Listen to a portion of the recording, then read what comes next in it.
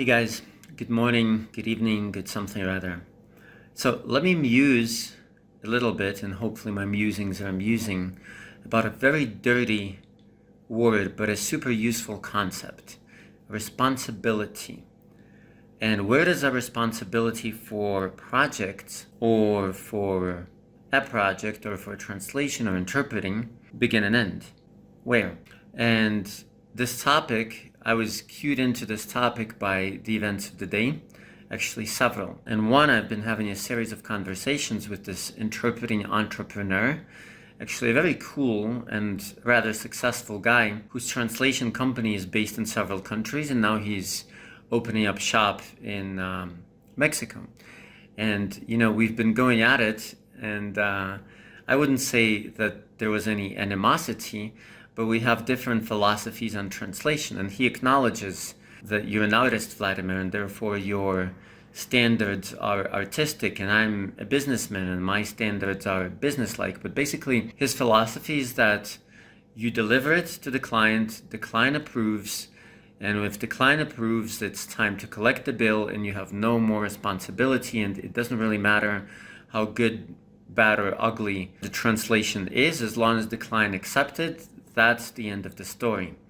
And if the client insists on working with ridiculously bad quality standards or paying, ungodly rates which do not allow for good translation, then it's the client's fault, and so be it. And we'll come back to this. I can understand his viewpoint, not that I agree with it. And then today, my editor, which actually happens to be my mom, alerted me that she's working on a book in Russian.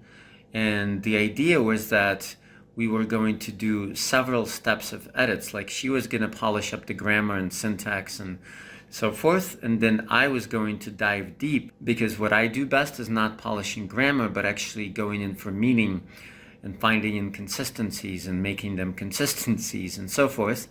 And then she tells me, well, the client told me it has to be with the publisher this week. And I'm like, wait a minute. That was not the agreement when I took on the project. The agreement was that we were going to create a masterpiece, and I took it on for basically no money at all, or like very nominal money, because I was just interested in creating yet another masterpiece. But as good as my mom is as an editor, it's just not the complete translation process. It would be like, in fact, this client is a singing coach, and I gave her this analogy. I said, let's say that somebody comes to your workshop, which is 4 days, and after 1 day, she tells you, well, I'm now going to go perform at, this prestigious European, or what is it called, Voice, or America's Got Talent. Yeah, America's Got Talent, or Ukraine has Got Talent, or whatever.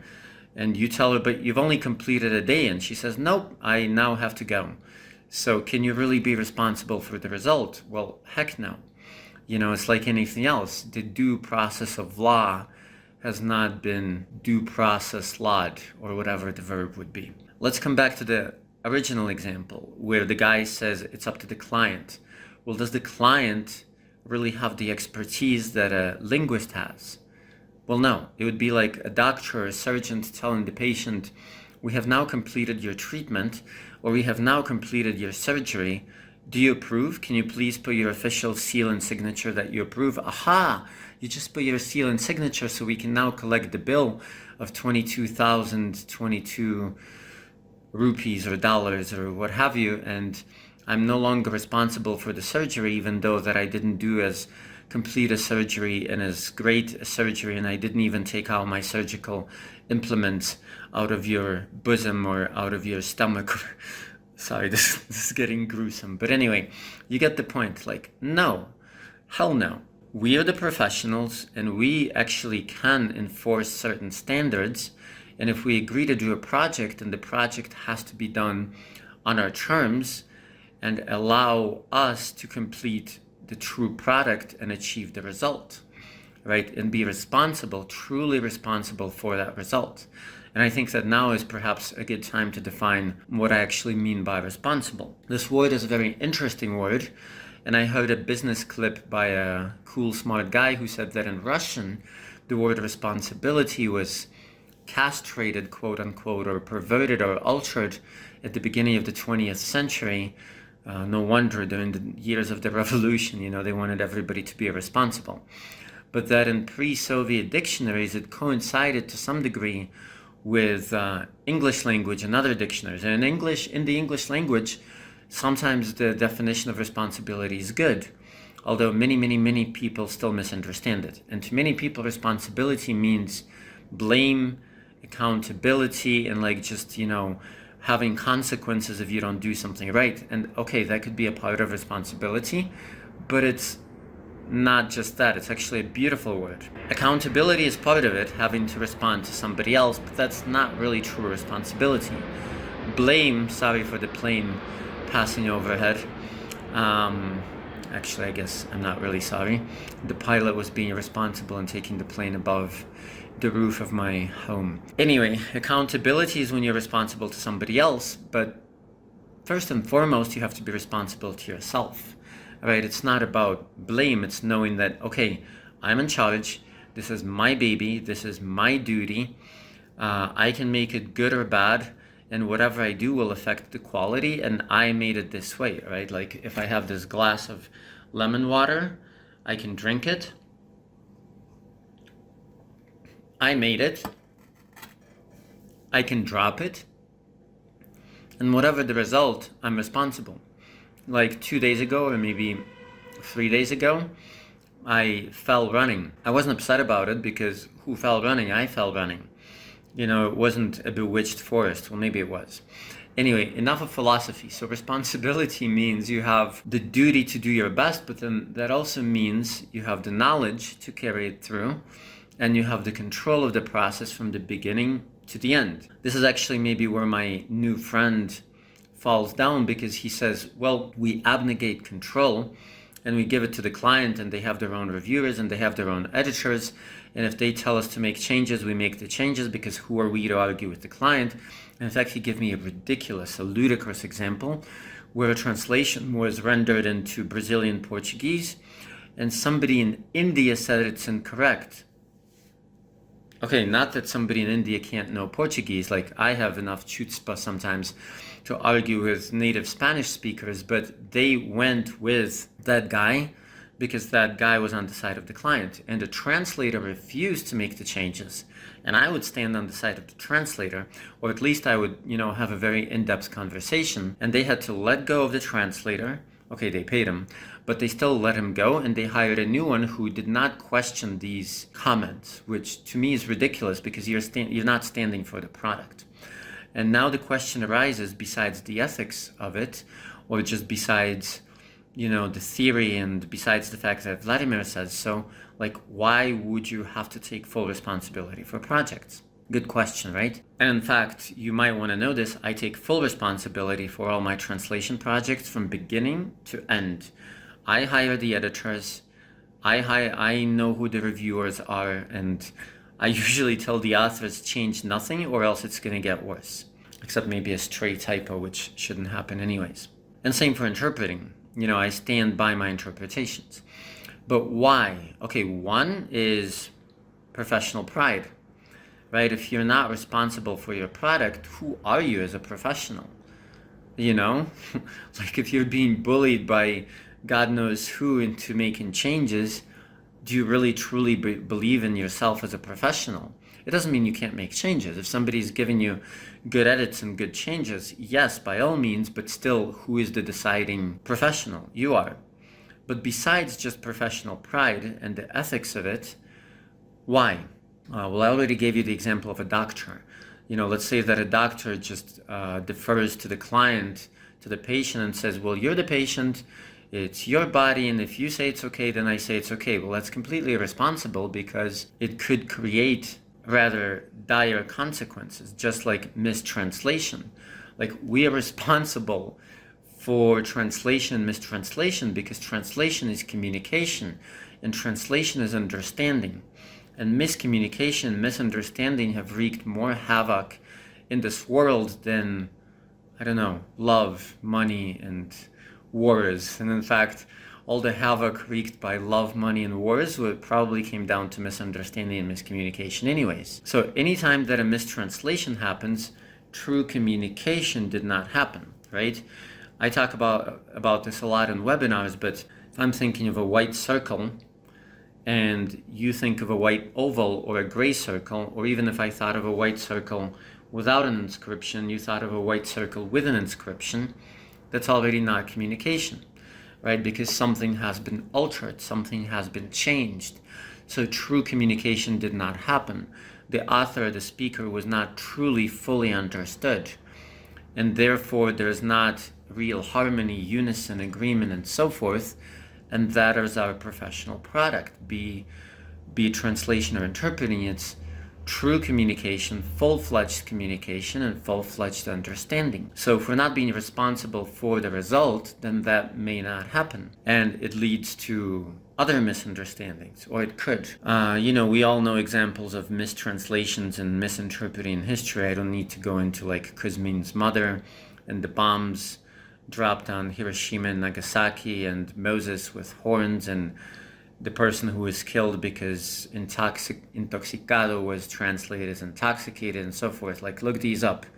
Some of them are cute and funny, and some of them are disastrous and fatal, like literally fatal. So I say no. You can't just defer to the client and say, okay, it's okay, or else you have to make it known. Like in my letter to this choir conductor who basically said, at least per the editor's words, that the book needs to be delivered by this weekend, I said, well, then I'm not at all responsible for this project. Don't associate my name with this project. Don't associate my team with this project, because it's a half done or even a third done. Like, yes, my mom is a great editor, but it did not go through all the due process of law and translation. It's like, I don't know, what clever example could we give from medicine? You do half of the sanitizing job, or in cooking, or in whatever, but not the other half. Recipes have to be followed to the T, and so does the translation or editing process. So I might be belaboring the point, but as long as I remember me, I have taken full responsibility to the extent of my current then knowledge for the process. If I thought it should go through 3 reviews, I would do 3 reviews. I'll give you a few examples. And again, I've talked about this in webinars. This is now interpreting. I remember being in Dubai with a client, and it was a tough day. We were both tired, we were both hungry, and we had a disagreement.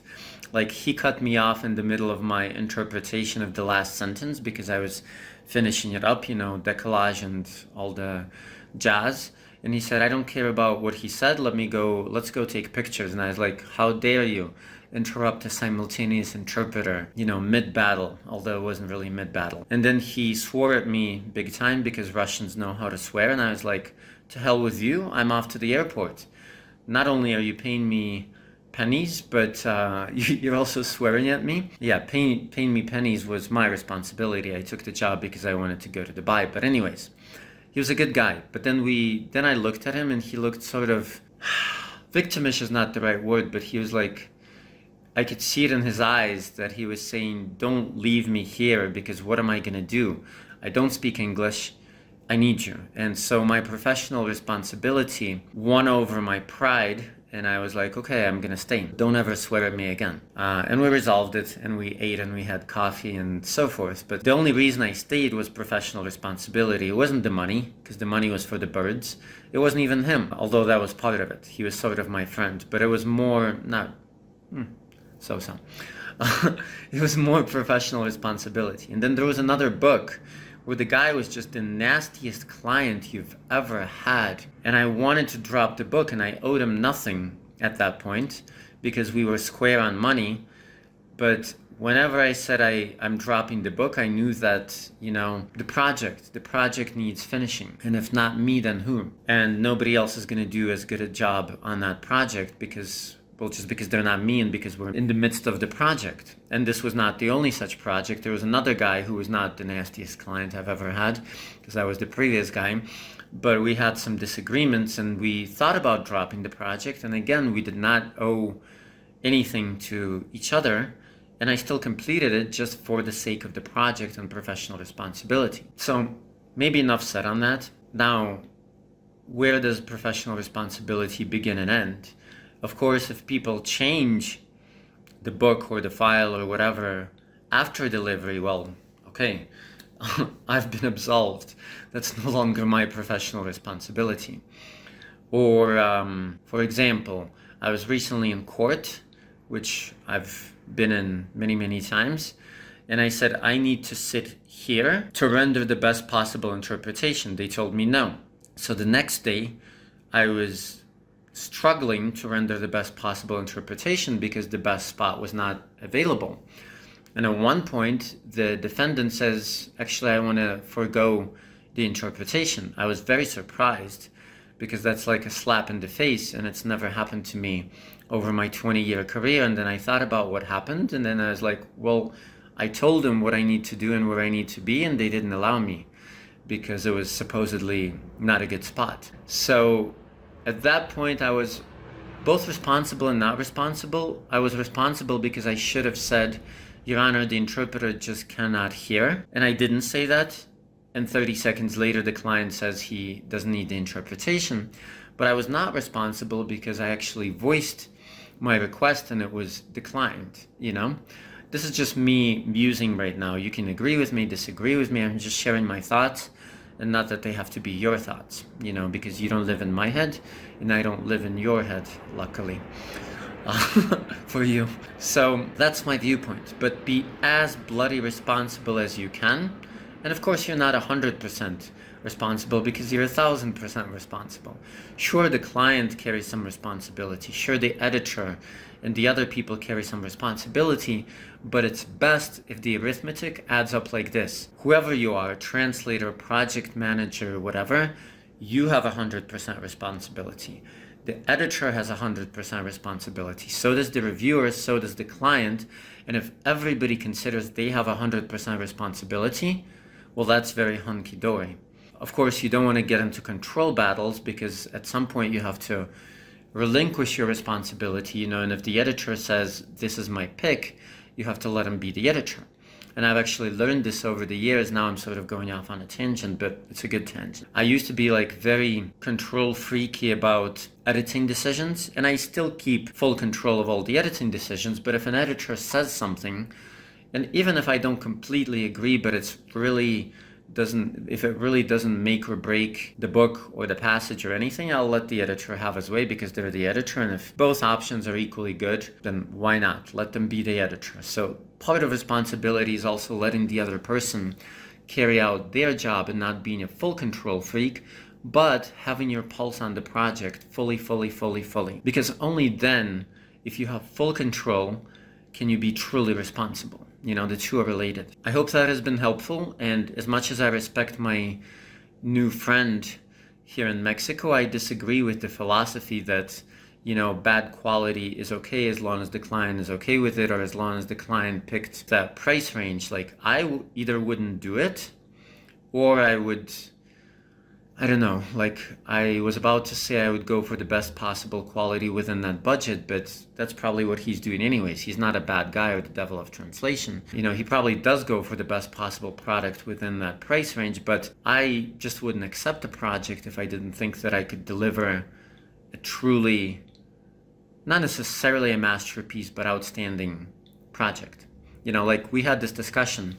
I just can't seem to end this clip. It's so fun. I said, well, who's going to do your Spanish into English translations? He said, some guy from Ecuador. I said, but he's not a native. Are you at least going to have a native editor? And not necessarily that he's bad. Maybe he's great. Like I'm technically, passportorially not a native of English, although nobody is ever going to know this by reading the books or the text. But usually in 90% or 95% of the cases, it's not a good idea without a native editor. And I use a native editor as well, though I don't have to, but I do. I like it. And he said, you know, well, it's not my problem if he's a native of English or not. I don't care because, you know, it's not my problem. If the client accepts the test translation, that's it. But there's a flaw in this thinking. One, the client might not be qualified. Two, a test translation does not necessarily show all the pitfalls and the reefs and the maelstroms and whatever other traps, you know? Okay, enough. So what is my call to action? Upgrade your knowledge, always, because the more knowledgeable you are, the more responsible you can be. And demand as much control as you possibly can over the process. Like I demand nearly full control. at least until we've delivered the project. And then I recommend that nothing be changed without consulting me, but that's kind of beyond my horizons of control or scope and whatever. And then be as responsible as you can at this particular stage of your knowledge and competence for the project. And money is secondary, like with this book by the choir conductor, who's also a voice coach. Her name is Maria, by the way. Even though it's easier for me not to edit the bloody book, it's not really bloody, because it's probably going to take tens of hours. I will do it if I'm permitted, because I've taken it on and I insist on creating a masterpiece. Like, that's my rule. Anything I touch professionally and even in life has to be turned to gold. The Midas touch, but not necessarily as sad or fatal as it was with Midas, where he touched a glass of water and would turn to gold. But you know what I mean. The Midas touch within reason. So anything I touch, especially professionally, has to be gold or diamond or platinum or, pick your favorite gemstone or metal or whatever. If I'm not allowed to do it, fine. It's a burden off my shoulders, but even if I don't really want to do it, but I have the opportunity, I will do it, because that's kind of what defines me as a professional. And then later, it allows me to be braggadocious and, arrogant and all the other charming qualities that you love in me so much, because I know that in every possible scenario, I did the best bloody possible job possible. Now I'm repeating myself. It's late. You know what I mean? You should have this as an axiom. I'm incapable of doing a bad job of translation or interpreting. I'm incapable of not being diligent in doing my best. If somebody gives me a job, no matter how badly or highly paid, no matter how menial or important it is, I'm always going to do the best possible job for that client and for that project. Yeah, and one more crucial point, which, I've commented upon, but like Spider-Man's grandfather, or maybe it was uncle, he said, with great power comes great responsibility.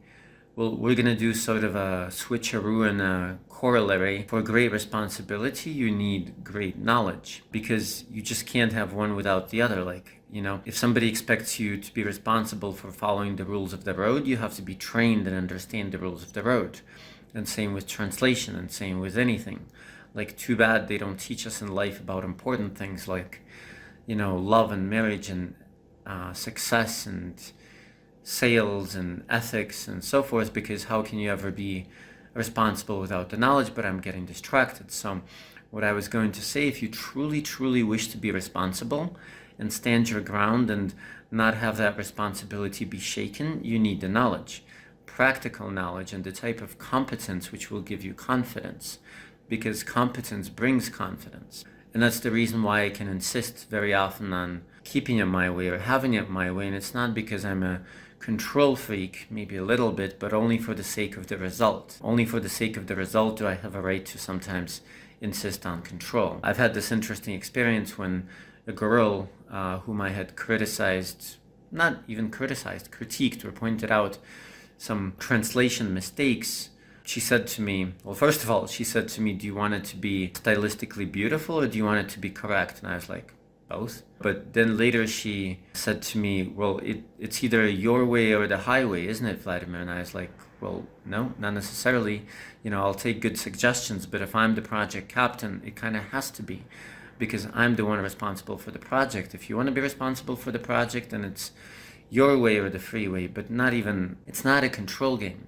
It's not a control tug of war. It's about being responsible. And to be responsible, yes, you need control, but you also need the skills, the knowledge, the wisdom.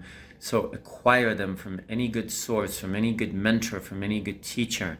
Read my books, and this is not a pitch for my books, but they're just, honestly, they're good. And any other good books and any other good webinars, including mine.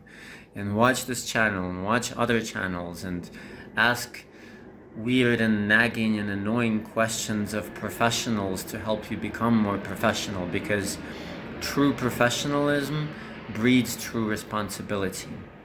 And after all, that's what we want. Anyway, I should probably sleep, and you should too if it's late. And if it's not, then you shouldn't. But hopefully this has been inspiring, and write me your thoughts. And I know I rambled a little or a lot, but hopefully it was helpful rambling. And if I come up with any particular examples, then we might record responsibility number 2, God forbid. All right, ladies and gentlemen, out for now. I'll see you soon in the next episodes of Through Words and to the Stars. Ciao.